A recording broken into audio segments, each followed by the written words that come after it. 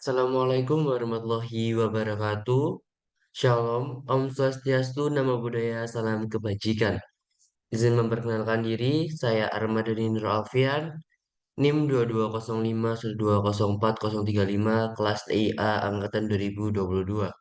Di sini saya akan mempresentasikan hasil PPT saya, yaitu membuat dan menerangkan, yaitu standarisasi jaringan komputer. Lanjut.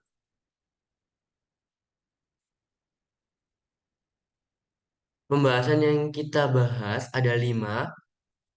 Yang pertama ada definisi standarisasi jaringan itu apa. Yang kedua, macam-macam standarisasi jaringan. Yang ketiga, model OSI. Yang keempat, perbandingan konsep OSI dan model TCP dan IP. Yang kelima, protokol jaringan pada TCP atau IP. Oke, yang pertama, definisi standarisasi jaringan komputer. Standarisasi jaringan merupakan sebuah aturan atau ketentuan yang diharuskan untuk dipatuhi oleh setiap brand. Standarisasi ini bisa disebut juga aturan main untuk jaringan komputer. Contohnya seperti saat kita membuat kabelan, crimping UTP. Dalam proses pembuatan kabel ada dua standarisasi yaitu TIA atau EIA strip 568A dan TIA atau EIA 568B. Standarisasi ini harus kita ikuti untuk membuat sebuah kabelan. Ketika karena jika tidak sesuai dengan standarisasi yang ada, maka kabelan sudah pasti tidak bisa digunakan. Standarisasi standar jaringan disebut juga protokol. Masing-masing protokol mempunyai konsep yang berbeda berkaitan dengan media maupun servis yang digunakan. Ini ada web server, kayak protokol stack ini ada 4 itu, Hypertext Transfer Protocol (HTTP), Transmission Control Protocol (ITBCP), Internet Protocol (IP), dan Internet. Macam-macam standarisasi jaringan.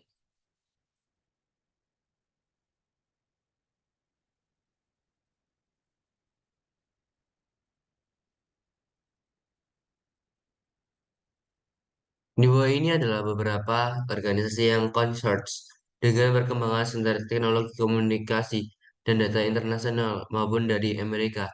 Ada 5 ini, ada International Standards Organization, ISO, International Telecommunication Union atau Telecommunication Standard Station, ITUT, American National Standard Institute ANSI, Institute of Electrical and Electronical Engineering, IE. IE-nya double three, Electronic Industry Association, EIA. Selain itu terdapat pula organisasi yang bersifat forum ilmiah seperti FRAME, Real Life Forum, dan ATP Forum. Kemudian ada pula organisasi yang berfungsi sebagai agen regulasi, misalnya Federal Communication Commission (VCC). Nah, kita akan bahas dari ke itu tadi. Yang pertama ada ISO, International Organization for Standardization, yaitu sebuah organisasi internasional yang bertugas untuk menetapkan standar atau ketentuan yang berada di bidang industrial, komersial seluruh dunia. Oke, standarisasi yang ISO buat di bidang IT atau dunia komputer adalah ISO IEC 27001. ISO ini merupakan standarisasi sistem manajemen keamanan informasi atau Information Security Management System. Kebanyakan standarisasi ini diterapkan oleh perusahaan-perusahaan di bidang IT. Oke, lanjut ada TIA, Telecommunication Industry Association, merupakan organisasi yang bekerja sama dengan Electrical Industry Association.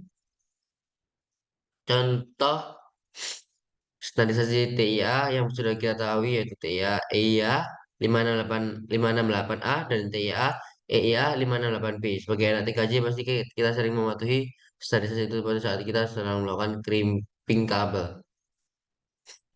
Ada IEEE atau Institute of Electrical and Electronical Engineering, merupakan organisasi internasional yang bertujuan mengembangkan teknologi untuk meningkatkan derajat kemanusiaan. Seperti sebelumnya, IEEE IEEE memiliki kebanyakan dalam bahasa Indonesia seperti insinyur listrik dan elektronikal. Namun kebanyakan itu sudah tak lagi digunakan karena seiring berkembangannya bidang ilmu dan aplikasi yang berdalam organisasi ini hingga kata elektronik sudah tak lagi digunakan. Ini ada IE mencakup kebanggaan di bidang telekomunikasi ada tiga. Oke, bisa dibaca. Lanjut ada itu International Telecommunication Union merupakan organisasi yang bertujuan mengatasi masalah telekomunikasi internasional. PBB, Perserikatan Bangsa-Bangsa, menugaskan itu atau International Telecommunication Sector untuk mengatur penggunaan frekuensi radio secara global. Ada Internet Engineering Task Force atau IETF, merupakan sebuah organisasi yang mempunyai wewenang untuk mengatur dan membuat protokol standar jaringan internet. Lanjut, ada model OSI. Poin penting, model atau acuan arsitektural utama untuk network yang mendeskripsikan bagaimana data dan informasi network dikomunikasikan dari sebuah aplikasi komputer ke aplikasi komputer lain melalui sebuah media transmisi. Untuk mempermudah pengertian penggunaan desain pengolahan data dan keseragaman standar vendor. OSI bukan suatu hardware, melainkan panduan bagi vendor agar defense dapat berjalan dengan jaringan. Manfaat membuat peralatan vendor yang berbeda dapat saling bekerja sama, membuat standarisasi yang didapatkan dipakai vendor dan mengurangi kerumitan perancangan. Standarisasi interface, modular engineering, kerjasama dan komunikasi teknologi yang berbeda, memudahkan pelatihan network. Nah, di bawah ini ada cara kerja OSI layer. Oke, lanjut aja.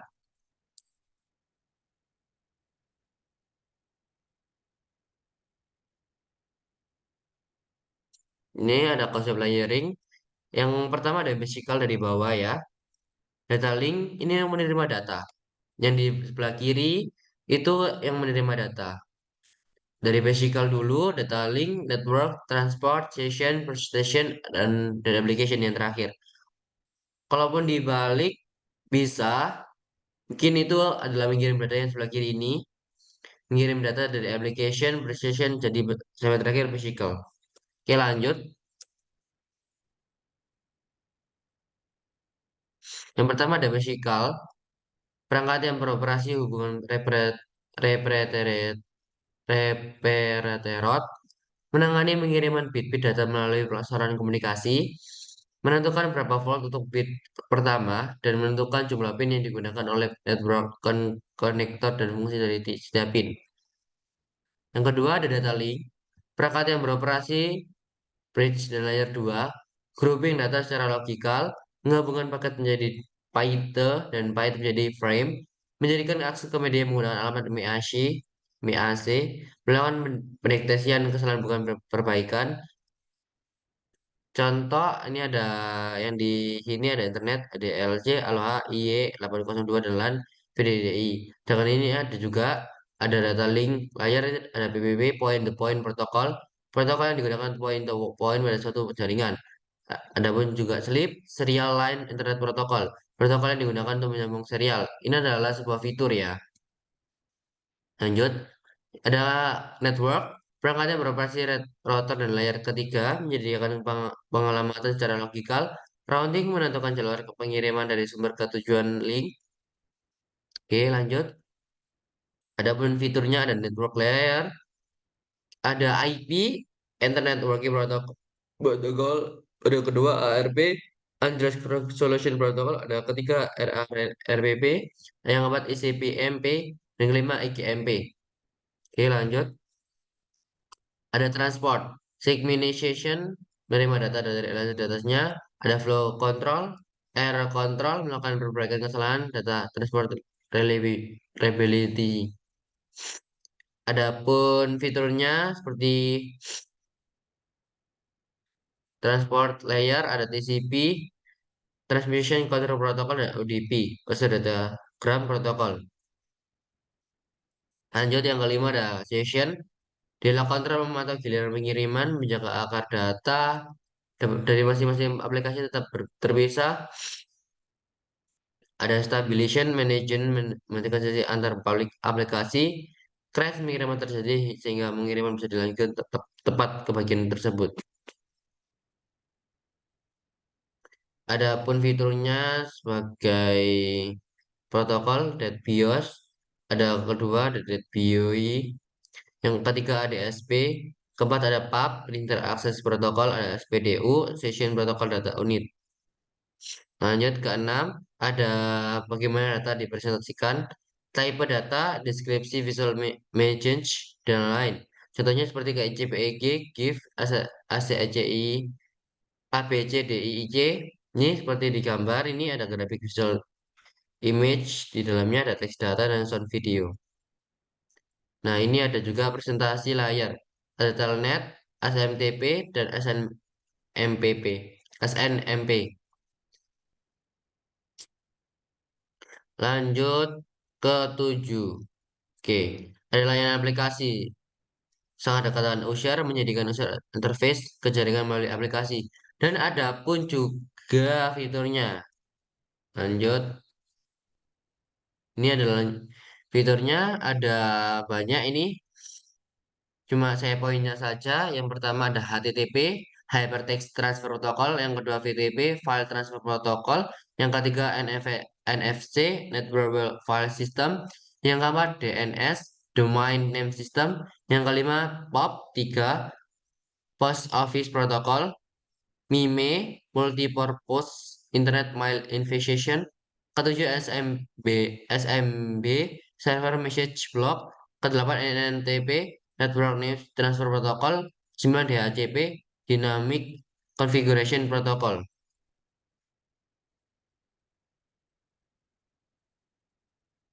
Adapun proses komunikasi antar data layar. Ini ada kayak tadi ya, kayak mengirim dan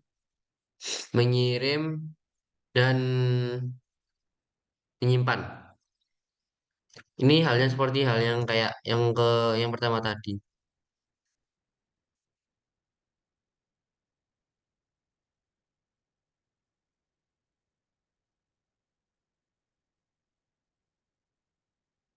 Yang keempat, perbandingan konsep OSI dan model TCP/IP. Nah, ini perbedaannya dari yang kalau yang OSI model ini physical ya, data link ini, yang di model TCP adalah network access. Sedangkan network yang dari OSI model menjadi internet. Yang transport dari transport tetap. Dan sedangkan yang bagian session presentation application jadi application nyatu jadi ketiga itu. Jadi dijelaskan network network akses ini mengontrol perangkat keras dan media yang membentuk jaringan. Sedangkan internet menentukan jalan terbaik melalui jaringan. Transport mendukung komunikasi antara beragam perangkat di berbagai jaringan. Application mewakili data kepada pengguna ditambah mengkode dan kontrol dialog. Lebih hemat. Yang kelima, protokol jaringan ber TCP. Oke, lanjut sebentar. Pada protokol jaringan TCP, sebuah port adalah mekanisme yang mengizinkan sebuah komputer untuk mendukung beberapa sesi koneksi dengan komputer lainnya dan program di dalam jaringan. Port itu protokol ya, dapat dimodifikasi aplikasi dan layanan yang menggunakan koneksi di dalam jaringan TCP atau IP. Sehingga port juga mengidentifikasi sebuah proses tertentu di mana sebuah server dapat memberikan sebuah layanan kepada klien atau bagaimana sebuah klien dapat mengakses sebuah layanan ada dalam server. Dilihat dari penomoran port ODP dan TCP dibagi menjadi tiga jenis, yakni sebagai berikut. Well-known port, registered port, adapun dynamically extension port. Ketiga itu. Oke, lanjut pembahasan dari yang ketiga poin itu ada well-known port. Well-known port yang pada awalnya berkisar antara 0 hingga 255, tetapi kemudian dilebarkan mendukung antara 0 hingga 1023.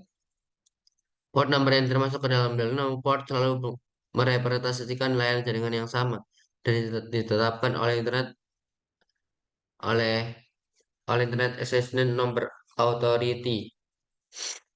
Beberapa di antara port-port yang berada dalam range well-known port masih belum ditetapkan direservasikan untuk digunakan oleh layanan bakal pada masa depan. Berikut adalah beberapa contoh dari well-known yang sering kali kita gunakan port serta dengan fungsi port-port tersebut berikut. Ada VTP, contoh dari File Transfer Protocol. Ada SMTP, Simple Mind Transfer Protocol. HTTP, Hypertext Transfer Protocol.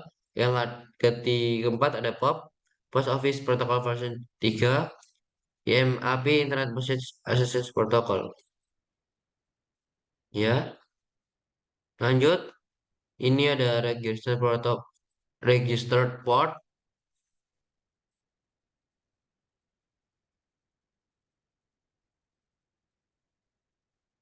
Register port, properti yang digunakan vendor-vendor komputer atau jaringan yang berbeda untuk mendukung aplikasi dan sistem operasi yang mereka buat. Lanjut, ada dynamical assistant port.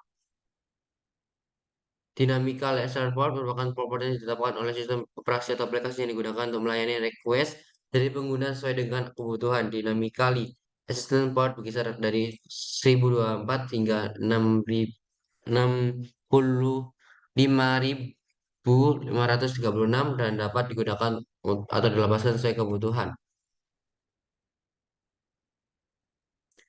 Oke, sekian terima kasih. Semua bermanfaat. Mohon maaf apabila ada kesalahan dan ada pun juga tidak saya baca tadi. Mungkin saya tadi baca cuma poin-poinnya saja supaya tidak memakan waktu banyak. Sekian terima kasih. Wassalamualaikum warahmatullahi wabarakatuh.